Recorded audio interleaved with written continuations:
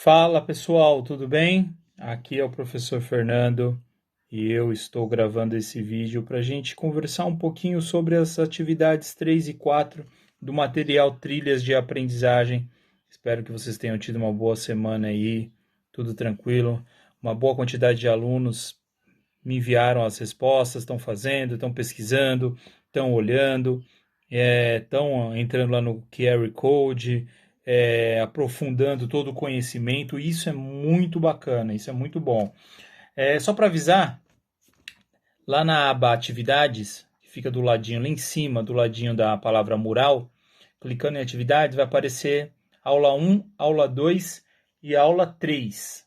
Já coloquei a aula 3 lá, que é uma atividadezinha de análise da paisagem bem tranquila. É só olhar para a paisagem, para aquele registro da paisagem e responder aquelas questões que eu coloquei. E vocês podem falar também um pouquinho mais sobre aquilo que vocês acharem importante. Bom, na aula 2, eu coloquei na aula 2 um tópico, um item chamado assim, clique aqui, tá assim, ó, clique aqui para ampliar o conhecimento. Tem 2 vídeos do YouTube para vocês assistirem. É importante que assistam, certo? O primeiro vídeo vai falar da Era Vargas, é de uma plataforma, de um canal chamado Descomplica, tá? Ele é pago, mas ele disponibiliza o vídeo a explicação gratuitamente. Você paga só para baixar o mapa mental, mas aí vocês podem fazer as anotações e tá feito. Cada um faz seu mapa mental muito melhor do que baixar o mapa mental. Logo embaixo tem um outro vídeo que é relacionado ao tópico 4, que vai falar sobre a ditadura militar, certo? O vídeo é um vídeo documentário que se chama O Dia que Durou 21 Anos, que foi a ditadura militar, o tempo que ela durou. E o momento que nós vivemos uma guerra de narrativas, o que é isso? Um diz que foi ditadura, a outra ala diz que não foi ditadura, uns dizem que foi contra a revolução, outros dizem, ah não, mas a tortura que aconteceu foi coisinha pequena, tal. Então, para não ficar na opinião dos outros, assistam um documentário e tirem as próprias conclusões de vocês. Beleza? A melhor coisa que vocês fazem, correr atrás do conhecimento e construir. Eu, pessoalmente, tenho uma aversão a questão da ditadura. Eu nasci no final dela, né? Eu nasci no final dela, da ditadura militar. E, assim, não tenho lembranças de como foi esse período, mas eu tive a oportunidade de viver um pouquinho os reflexos dela, né, no pós-ditadura, a gente com violência, a questão da falta de expressividade, de liberdade de expressão e tal. E lá a Constituição de 88 veio mudando bastante coisa em relação a isso, que é a Constituição Cidadã. Hoje nós vivemos um período democrático. Eu não entendo por que as pessoas ficam pedindo a volta de ditadores. Não dá para entender. Mas tudo bem. Bom, questão 3, samba e trabalho, vai falar especificamente da Era Vargas. E para tratar disso, o material traz aí, como vocês podem ver, traz 2 sambas do Wilson Batista, super antigos, né? Super antigos, que é esse samba aqui, de 1933, e um outro, um pouco mais abaixo aqui, deixa eu tirar isso aqui para cá, o outro um pouco mais abaixo, que também é do mesmo compositor, que vai falar também sobre a questão do trabalho, tá? Só que sobre 2 perspectivas bastante diferentes, né? O primeiro, como vocês podem ter visto,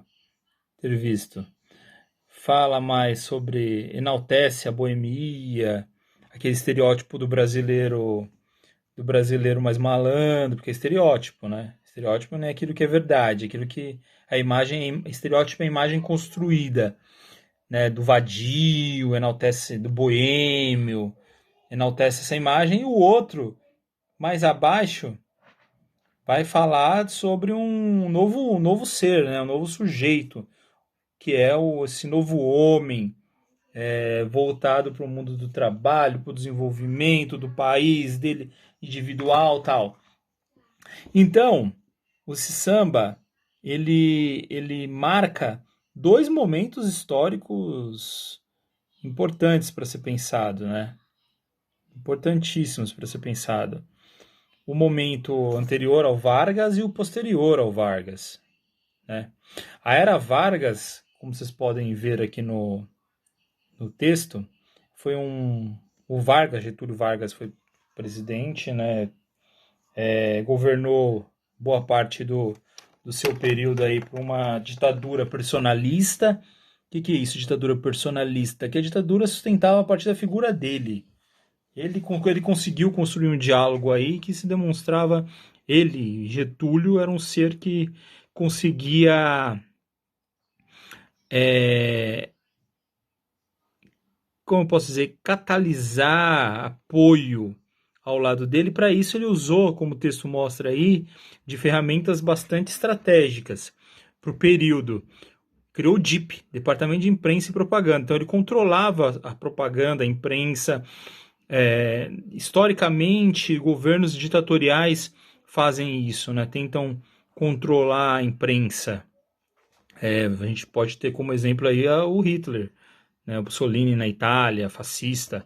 O Hitler usou muito da propaganda para fazer esse controle das pessoas. Então é bem interessante como a gente estuda a história para a gente entender como essa história se repete. Hoje, por exemplo, a gente temos aí um presidente que critica bastante a imprensa, por exemplo, né, em vários sentidos, inclusive, de certa forma, acaba até defendendo o controle das informações. O mais importante é termos a imprensa livre, né? A imprensa tem que ser livre e cabe ao cidadão conseguir buscar informações, mediar as informações que chegam, fazer a crítica e não acreditar piamente naquilo que é apresentado. A Era Vargas foi uma era bastante conturbada e bastante longa, né? O primeiro período do Vargas, que foi de 1930 a 1945, pegou inclusive aí o início, toda a Segunda Guerra Mundial, né? Vargas, que tinha um governo ditatorial, lutou contra os governos totalitários. O governo totalitário é aquele que tem o total poder centrado nele. Então não tem o Congresso, não é democrático, não tem o Senado, não tem, entendeu? Tudo centrado na mão de uma única pessoa. Isso é o totalitário, é o total poder na mão de uma única pessoa. E durante a Segunda Guerra Mundial, como vocês se lembram, houve uma luta, o Brasil entrou na guerra, aliado dos Estados Unidos contra governos totalitários alemães e italianos e japoneses. E aí surgiu uma grande contradição, porque como o Brasil, tendo um governo totalitário, vai lutar contra outro governo, aí ele perdeu muito apoio. Mas o Vargas, ele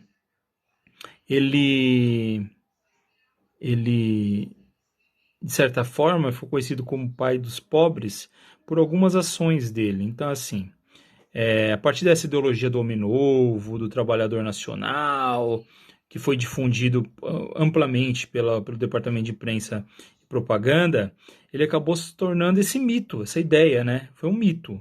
Mito é aquilo que não é verdade, né? De pai dos pobres. E, na verdade, porque ele criou a CLT, que é a consolidação das leis trabalhistas, os direitos trabalhistas, que perdemos boa parte deles agora aí com a reforma trabalhista, tentando diminuir esses direitos.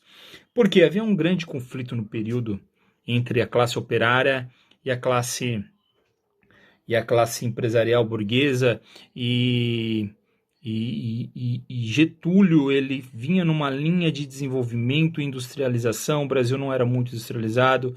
O Getúlio criou a CSN, que é a Companhia Siderúrgica Nacional, criou a mineradora, né? A Vale foi criada durante o período dele, etc. Eu acho que a Petrobras também, se não estou enganado. Vieram várias empresas para o Brasil, surgiram empresas também no Brasil, logo após a Segunda Guerra Mundial, até porque o Brasil precisava produzir, porque não estava vindo mais mercadoria nenhuma para cá. E aí, Getúlio com essa ideia de desenvolvimento a partir da industrialização, precisava mediar esse conflito entre a classe trabalhadora e a classe burguesa empresarial. E para fazer essa mediação, o que ele fez? Criou a CLT, tá? Que foi muito claro, é indiscutível a importância dela como uma medida importante para quanto garantia de melhores condições de vida e trabalho para as pessoas, para a classe operária, certo? Bom, isso hoje, falar hoje de classe operária é muito complicado, porque se complexificou muito isso. Você tinha antes o cara que tinha um meio de produção, que era o dono da fábrica, e o cara que não tinha. Quem não tinha trabalhava para ele. Hoje em dia se confunde muito isso. Porque você tem, por exemplo, a figura do Uber, né? O que é o Uber? O Uber é o cara que não é empregado, mas é empregado. Que parte da força de trabalho, embora o Uber tenha liberdade, por exemplo, para fazer o seu horário, se ele não trabalha, ele não ganha. E se não tem direito nenhum, se ele se machucar, ficar doente e tal, os mecanismos de proteção são muito pequenos em relação ao Uber. Então é um cara que tem o sentimento de ser empresário mas ao mesmo tempo não é. Não é, é complicadíssimo. Então hoje está muito complicado. Tem empresas hoje em dia que não contratam mais as pessoas como pessoa física, contrata como pessoa jurídica. E a pessoa não tem direito a 13º, não tem direito a férias, não tem direito a nada. Trabalha os 12 meses corridos, uma loucura. Certo? Então foi isso, a Era Vargas, foi basicamente isso. Lá no vídeo que eu coloquei para ampliar o conhecimento do Descomplica, assistam, fantástica a explicação, tá bom? E aí, vocês teriam que responder essas questões. Vocês responderam e me enviaram.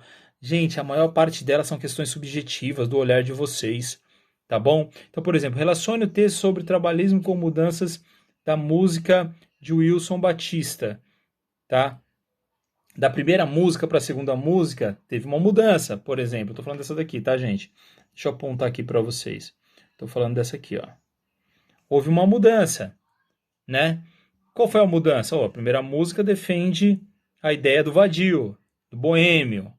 A segunda música defende a ideia do homem novo, né? Do homem de trabalhador nacional. Então isso já mostra essa mudança. Aí depois logo abaixo, tem algumas que eu vou até pular, porque, gente, é muito subjetivo. Uma reflexão individual de cada um. Você acredita que o trabalhador, quando fala você acredita, falou aqui, ó, você acredita, opa, você acredita é sua opinião, meu querido, minha querida. É você que tem que responder. Depois você vai justificar sua resposta. Então tá lá. Você acredita que o trabalho é valorizado pelos artistas? Hoje em dia, justifique sua resposta, trecho da música que você conhece. Lembrando que o compositor ele era um artista, né? Só que no período,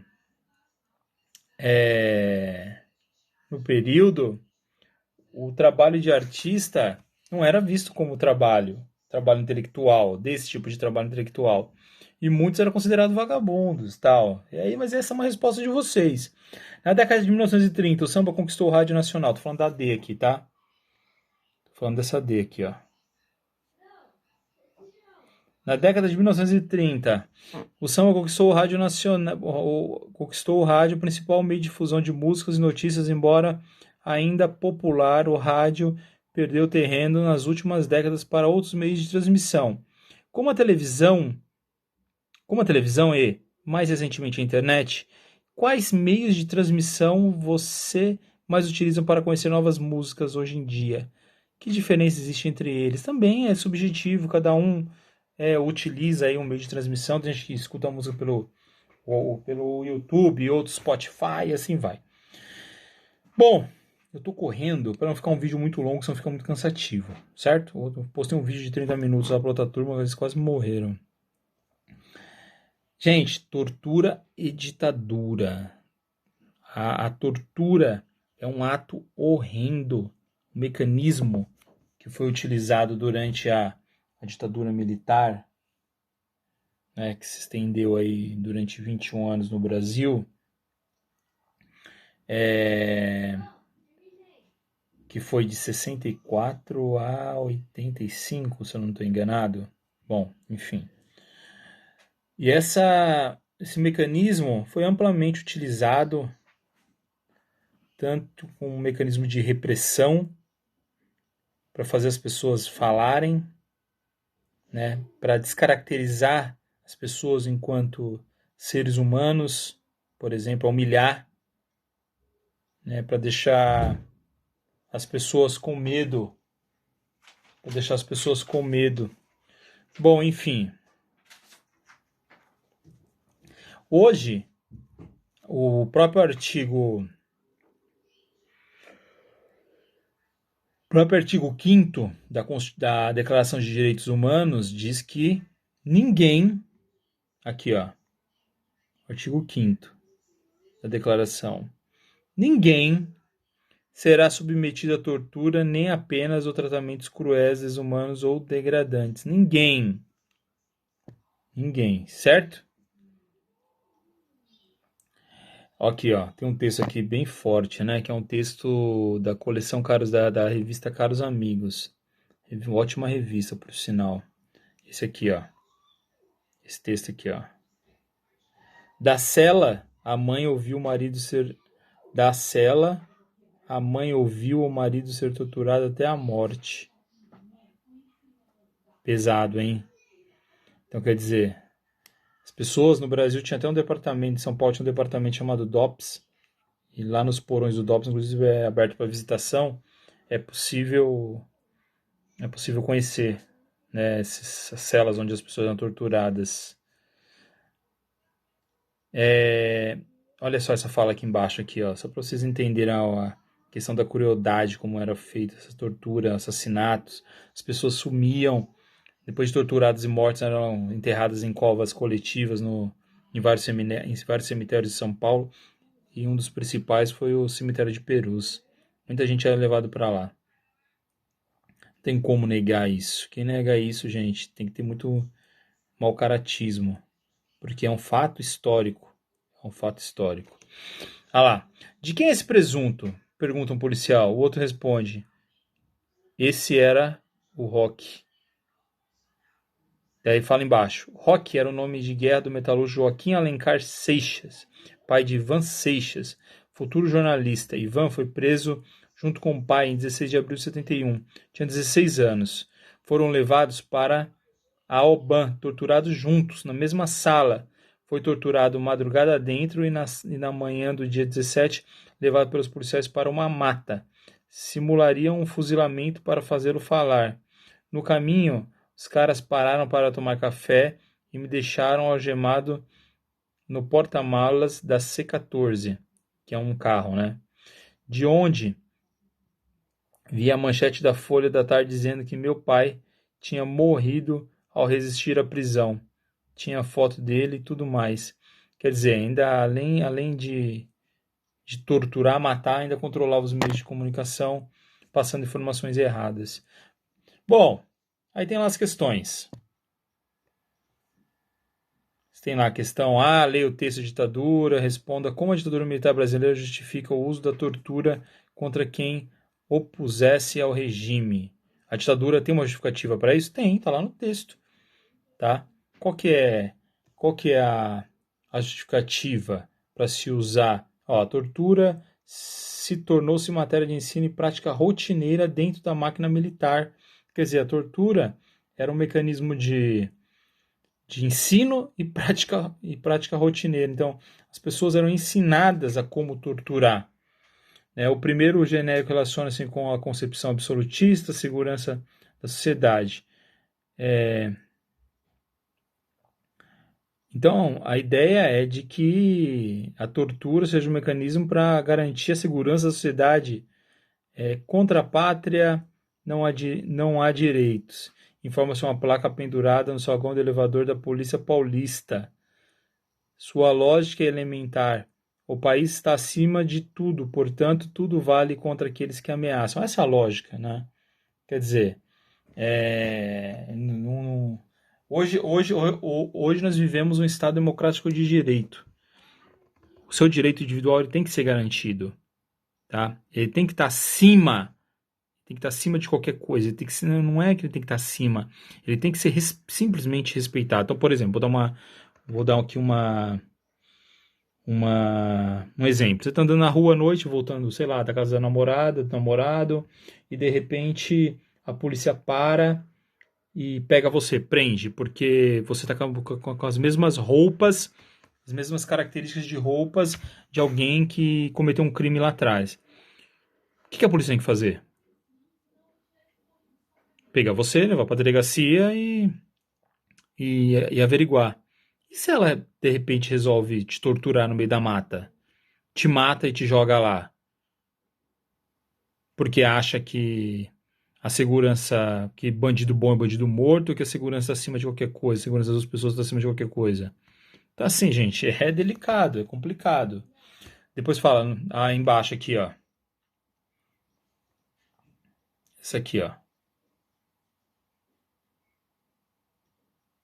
No texto, ditadura escancarada, a frase da pátria, não há direitos, revela o caráter autoritário da ditadura militar. Nas últimas eleições presidenciais, um dos candidatos atualizou o seguinte slogan: Brasil acima de tudo, Deus acima de todos. Produza um pequeno texto comparando as frases. Bom, não preciso falar mais nada, né? Aí é uma comparação entre o presidente Jair Bolsonaro, né? Essa é a história de Brasil acima de tudo, e, e a frase de que contra a pátria não há direitos. Parece serem muito parecidas, né? O Brasil não pode estar acima de tudo. O Brasil tem que estar alinhado ao bom senso, o Brasil tem que estar alinhado ao respeito à Constituição de 88, e é isso que o Brasil tem que estar alinhado. Relacione o conteúdo do artigo 5º da Declaração de Direitos Humanos da cela, a mãe ouviu o marido ser torturado. Tem uma relação subjetiva, aí é com vocês, tá bom? E a última questão, alguns historiadores entendem que a expressão aos grupos opositores de regime militar criou uma cultura policial de desrespeito às leis, especialmente dentro das periferias, é isso que a gente estava falando agora, né? Que seriam vistas como território inimigo a ser ocupado. Portanto, cenas como descritas no texto, da cela a mãe ouviu, tortura e assassinatos cometidos por policiais militares seriam recorrentes dentro das comunidades favelas brasileiras. Você concorda com essa análise? Justifique. Aí, vocês, opinião de vocês. Nós somos moradores da periferia, somos sujeitos periféricos e nós sabemos daquilo que acontece melhor do que ninguém, né? E como somos tratados. Recentemente, eu não estou fazendo apologia para ninguém ser contra a polícia, porque a polícia é fundamental, tem bons policiais, tenho parentes policiais bons, honestos, por sinal, mas em toda ramo profissional tem bons e maus profissionais. Professores, por exemplo, tem bons e maus professores, médicos, bons e maus médicos. Mas recentemente um comandante da polícia falou que a polícia deveria abordar de um jeito lá em Pinheiros e de outro na periferia, ou seja, abordar lá com bastante respeito e educação e aqui ser mais truculenta. Isso, gente, é uma coisa que dá ânsia. Mas por enquanto é isso, tá bom? Eu vou continuar lendo aqui as atividades de vocês e dando a devolutiva. Valeu, obrigado, tá? Fiquem bem. Tomara que tudo isso passe logo. Um forte abraço, gente.